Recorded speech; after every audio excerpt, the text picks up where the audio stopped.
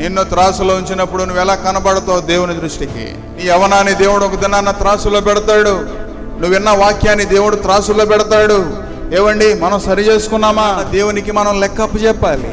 అది గనక త్రాసులో సమానంగా లేదనుకోండి, మనం గనక మన జీవితాన్ని క్రీస్తు గర్పించకపోతే, క్రీస్తు రక్తం చేత మనం కడగబడకపోతే, త్రాసులో ఉంచినప్పుడు మనం ఏం చేయబడతాం? తక్కువ చేయబడతాం. ప్రియులారా, దేవుడు నీకు ఇచ్చిన ప్రతి దాని విషయంలో లెక్క అడుగుతాడు. ఏవండి, దేవునికి ఇచ్చే సమయాన్ని గనక మనం లోకానికి, నీ సొంత పనులకి, నీ సొంత ప్రయోజనాలకు గనక ఉపయోగిస్తే దేవుడు త్రాసులో ఉంచుతాడు. ప్రియులారా, జాగ్రత్త.